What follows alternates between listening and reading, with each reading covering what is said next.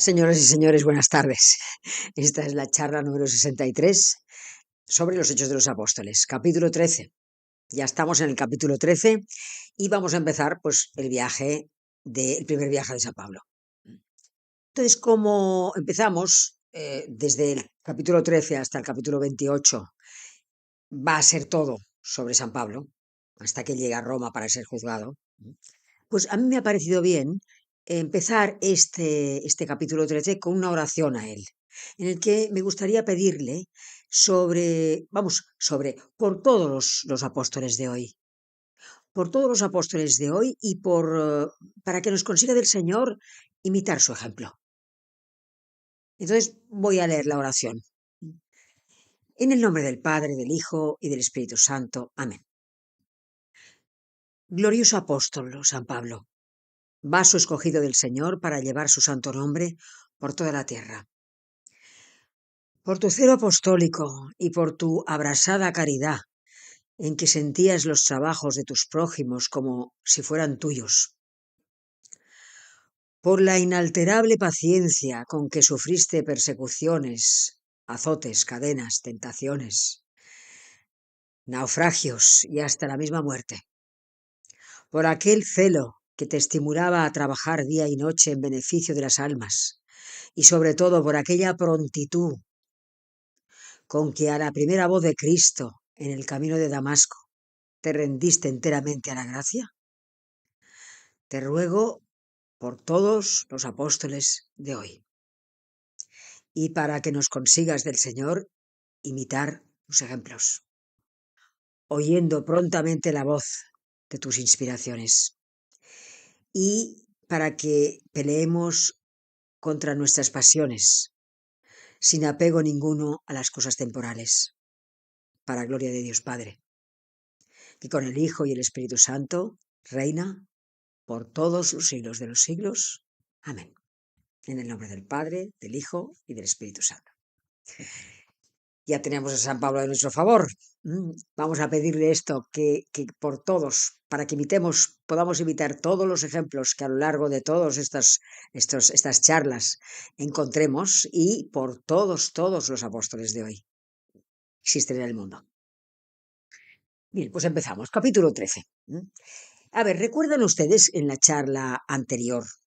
Bueno, antes que nada les tengo que recordar una cosa, lo de siempre, que tengo un canal que es de YouTube que se llama La Sagrada Escritura en Profundidad, que recuerden poner el pulgar para arriba y suscribirse, que es la única forma de hacer, digamos, evangelización, y que también la gente puede escucharlo a través de los audios.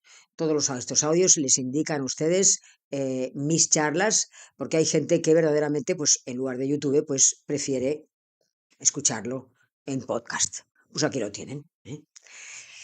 Bien, pues intenten mandarlo a otras personas, tengan este espíritu de apostolado que yo he pedido ahora mismo por San Pablo, porque es la única forma de poder llegar, ya les digo, ¿no?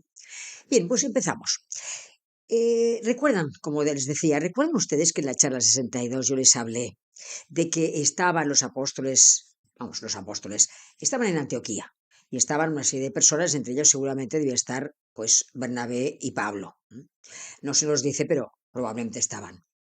Y era esta celebración litúrgica, y en estas celebraciones litúrgicas lo que se hacía pues se cantaba, se exhortaba, se hablaba de Dios, se le alababa, se recibía la fracción del pan, que es nuestra Eucaristía, y se ayunaba. Aquí tengo que decirles una cosa, tengo que decirles que el ayuno dispone el espíritu de cada persona a recibir la revelación de Dios. Y esto es así. No puedo explicarlo de otra manera. Digamos, el esfuerzo que haces por Dios para ayunando, no solamente de comida, sino de cualquier otra cosa, hace que de alguna manera se te abra más el alma para escuchar al Señor todo lo que dice el Señor. Estás más dispuesto a las inspiraciones de Él. Bien, eso es lo que hacían ellos. Miren, dice el capítulo 13, versículo 2, dice: mientras estaban celebrando el culto del Señor, es decir, esta celebración litúrgica que les estoy diciendo, mientras estaban celebrando el culto del Señor y ayunando, dijo el Espíritu Santo: separadme ya a Bernabé y a Saulo para la obra a la cual les tengo llamados. O sea que, fíjense qué cosa, el Señor les dice tajantemente, dentro de este contexto de celebración litúrgica que estamos hablando ahora en Antioquía, les dice tajantemente: separadme a Bernabé y a Saulo para la obra para la cual los tengo llamados. Dice aquí, realmente dice, les dijo el Espíritu Santo. O sea, lo más probable es que dentro de esta celebración hubiera un profeta que se sintiese inspirado por Dios para decir, que Dios le inspirase, al cual Dios inspirase para decir a la asamblea que había llegado el momento en que Bernabé y Saulo debían partir, debían irse de viaje. Esto es lo que quiere decir, dijo el Espíritu Santo. Pero claro, es el Señor, o sea, el Espíritu Santo es el Espíritu de Dios, ¿no? O sea, es el momento en que se lo dice tajantemente. O sea, lo que quiero que entiendan bien es que es el Espíritu Santo el que decide cuándo tiene que tener lugar la partida de Pablo, la partida de cualquier persona, la misión de cualquier persona. Es el Espíritu Santo, es Dios el que decide. O sea, digamos que es iniciativa de Dios.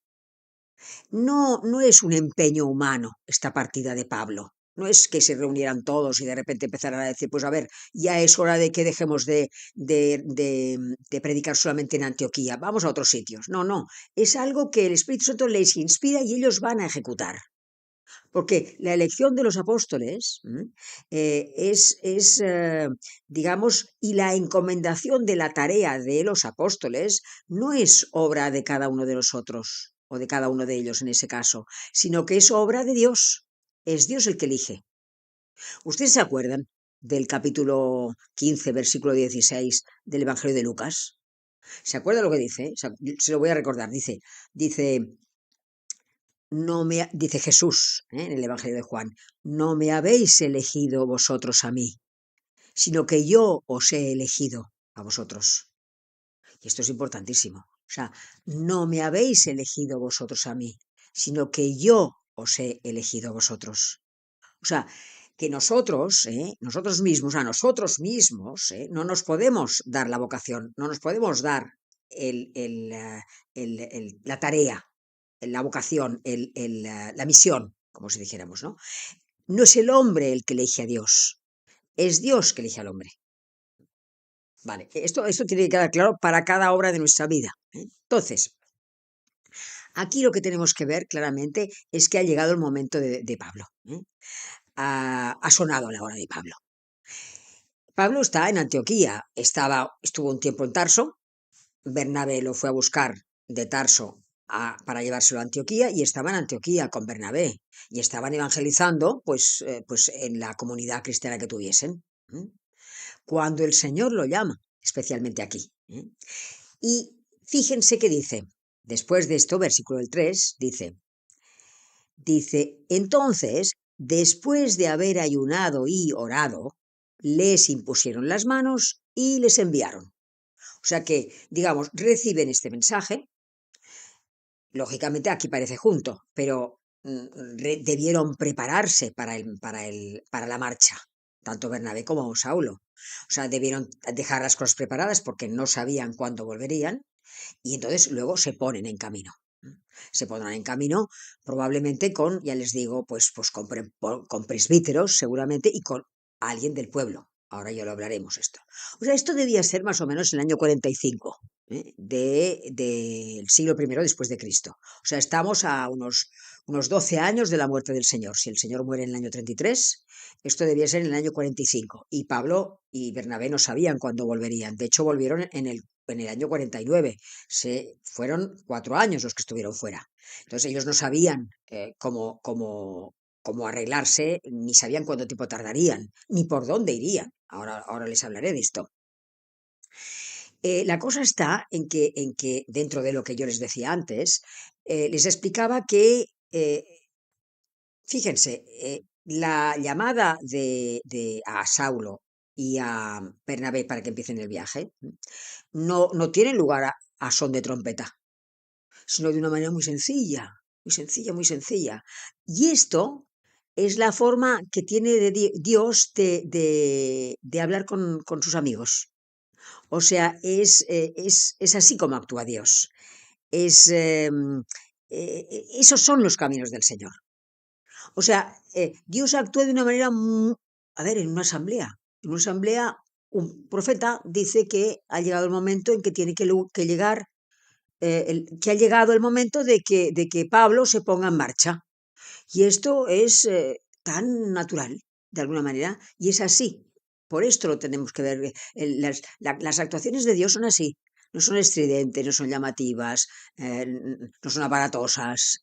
em, Son al revés. El Señor actúa con naturalidad, de una manera tan sencilla y tan natural que parece casi que sea casualidad, que es lo que les decía el otro día, que no hay nada casual. Bien, entonces, bueno, piensen que aquí dice el texto que después de haber ayunado y orado, es decir, después otra vez reciben este mensaje, tardan un tiempo, podían tardar a lo mejor 15 días, una cosa así, en prepararse bien, rezan, ayunan, como les he explicado otra vez, y les imponen las manos y ya los mandan, los envían. A ver, les imponen imponerles las manos aquí no es otra cosa más que bendecirles, una bendición de Dios para que en orden a la misión que van a hacer, para que todo salga bien dentro de esta misión. Entonces, en el versículo 4 dice, ellos, enviados por el Espíritu Santo, bajaron a Seleucia y de allí navegaron hasta Chipre. A ver, no tengo mapas, de manera que tendrán que más o menos imaginárselo, intentaré explicarlo lo mejor posible para que, porque también la gente de los audios, las personas que escuchan audios tampoco pueden ver los mapas. Entonces intentaré explicarlo de la manera que me parezca más fácil, ¿no? Primeramente, que entiendan una cosa, que entiendan que hasta entonces la Iglesia lo que había hecho es, digamos, extenderse, propagarse, solamente pues a lo largo de las costas, claro, a lo largo de las costas y de las corrientes de los ríos, ¿no? Pero es que ahora va a entrar en los países, con Pablo y Bernabé, en este primer viaje, va a entrar dentro de los países la palabra de Dios.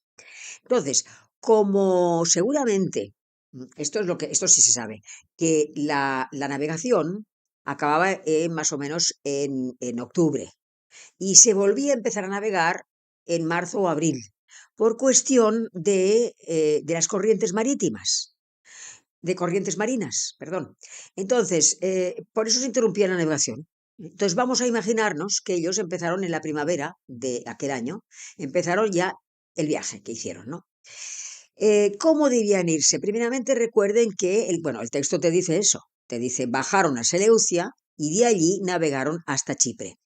O sea, tienen que saber que, bueno, está Antioquía, que es donde estaban ellos, que es digamos, la ciudad más importante de Siria en aquel momento, y a 25 kilómetros de Antioquía estaba el puerto, que era Seleucia. Entonces, ¿cómo llegar hasta Seleucia? Bueno, pues seguramente lo que hicieron es lo más fácil, ¿eh? Seguramente lo que hicieron es, junto con las personas que les acompañaban, porque no debieron irse, eran Bernabé, Pablo, luego estaba Marcos, recuerden, el segundo evangelista, que en ese momento debía ser joven y era pues como era era un misionero auxiliar, digamos, ¿no? Eh, Mateo, Marcos, Lucas y Juan. Este Marcos era Juan Marcos, que les acompañaba. Y además debían estar acompañados de presbíteros, como os dije, y del pueblo. Y se van a ir cuando ya entren definitivamente, vayan hacia Chipre, ya se irán. Pero primero les acompañan, pues probablemente hasta llegar a Seleucia, que era el puerto, como os he dicho, de Antioquía, pues debía ser, pues probablemente pues cogieron un barco fluvial a través del río, llegaron, entonces cogieron a un buque y el buque les llevaría ya preparados a Seleucia. Y allí se debían despedir ellos, de todos los que le acompañaban. Porque porque no creo, no es lógico que los demás les acompañesen más allá. Seguramente, si Pablo hubiera ido solo, a lo mejor pues hubiera tomado otro camino. Pero como iba acompañado de Bernabé, y sabemos perfectamente que Bernabé, lo sabemos por el capítulo 4, versículo 48 de los Hechos de los Apóstoles, sabemos que Bernabé era originario de Capri, perdón, de Chipre. eh, Seguramente Bernabé le debió convencer para que empezasen el viaje por Chipre y luego subir a lo que hoy llamaríamos el sur de Turquía. Eso es lo que llamaría, para que se hagan una idea, más o menos en el mapa. Entonces, claro, el grupo pequeño se despide y entonces nos encontramos ya que empiezan el viaje a Chipre. Ahora, yo tengo, como nos vamos a estar un tiempo en Chipre, porque el fragmento de hoy es sobre el mago Elimas, que acabaré explicando la semana que viene, tengo que explicarles un poco algo de Chipre, porque tengo que situarles para que entiendan bien todo lo que recorrieron en Chipre, el viaje por Chipre, dentro y fuera, en las costas. Miren, Chipre, para empezar, tiene de oriente a occidente, o sea, de una punta a otra, son 150 kilómetros solamente, no más. Y hoy día, cuando llegas a Chipre, tú desembarcas en un puerto que se llama Larnaca. Larnaca. Pero ellos salieron del barco en Salamina, que está a pocos kilómetros de donde vivía Bernabé. Entonces, bueno, recorren esos kilómetros, llegan al pueblo de Bernabé, les reciben sus amigos y sus parientes, seguramente, y allí, claro, a ver, a él lo recibieron muy bien, porque ya se sabe que era Bernabé, como les dije, era un levita,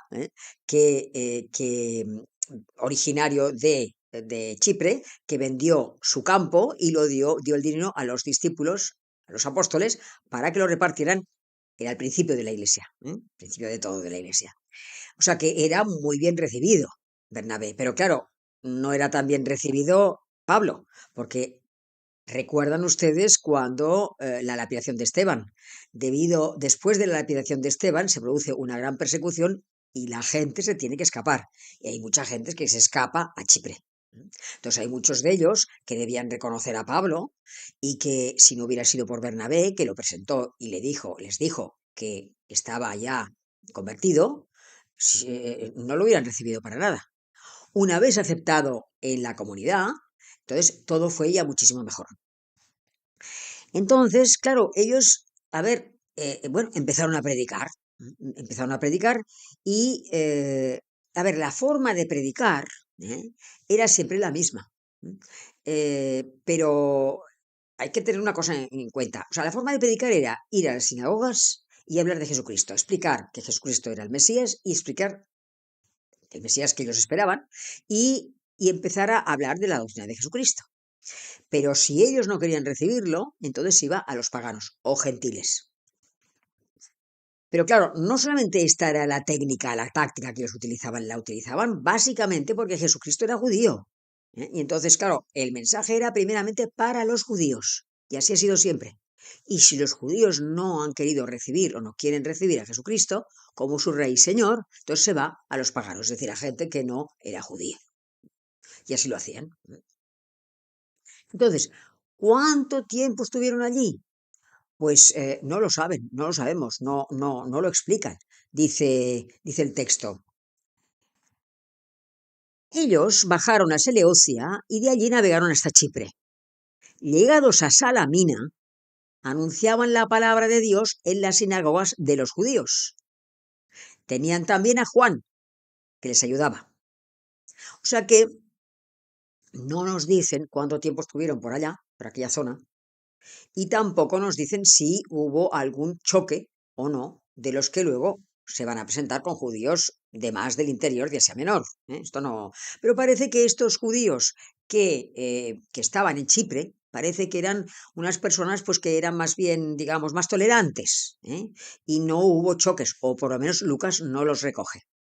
Recuerden que allí ya, en Chipre, ya había habido, o sea, ya desde el siglo II antes de Cristo, había una comunidad judío-helenística,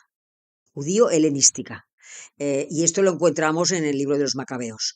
Pero mm, una cosa importante es que, bueno, interesante, más que importante, es que realmente que sepan que había allí una comunidad judía también importante en la isla de Chipre, que no estaba lejos de Palestina, como saben, por la siguiente razón, porque Herodes el Grande, que es el Herodes de los Santos Inocentes, el que mandó matar a los Santos Inocentes, había arrendado unas minas de cobre al emperador de Roma de la época, que era el emperador Augusto. Entonces, debido a esto, mucha gente que vivía en Palestina para ganarse la vida se trasladó a Chipre para trabajar en las minas de cobre. De ahí que hubiera tantísima gente judía en la isla de Chipre. Y de ahí venía que Bernabé fuese un judío más. Bien, entonces es lo que les decía. Una vez, porque no nos dan más datos, una vez cumplida aquella misión, váyanse a saber si había 15 sinagogas por la zona, me lo invento, pero por ejemplo, digamos que fueron a 15 sinagogas, por ejemplo, digamos que ya se van de allí pues con la semilla esparcida. O sea, ya han hablado de Jesucristo. Será Bernabé que con el tiempo volverá allí y acabará la obra que ellos ponen la semilla, igual que la semilla del sembrador, ¿no? De nuestro Señor Jesucristo. Otra cosa es que vean el fruto. ¿eh? Y no quiere decir, o sea, el hecho de que Bernabé y Pablo prediquen, no quiere decir por eso que tengan éxito. Al contrario, incluso ellos debían conocer el fracaso. Por lo menos un fracaso aparente. O sea, es decir, no ven los resultados. Quiero decir, eh, eh, eh, porque es lo mismo que nos pasa ahora. O sea, si tú eres catequista, por ejemplo, de niños que hace la primera comunión y te hace ilusión y ves que hay niños que te cogen la palabra mejor que otros, pero bueno, después entre la comunión, la primera comunión y la confirmación, resulta que ya se van alejando de ello, pues claro, te desilusiona. O sea, a ti te gustaría, ya que has puesto tantísimo empeño, que continuasen conociendo a Jesucristo. Pero por una serie de circunstancias, pues no puede ser. O sea, que tú pones la semilla, intentas, y luego los frutos, pues los dejas al Señor. Lo que Dios quiera.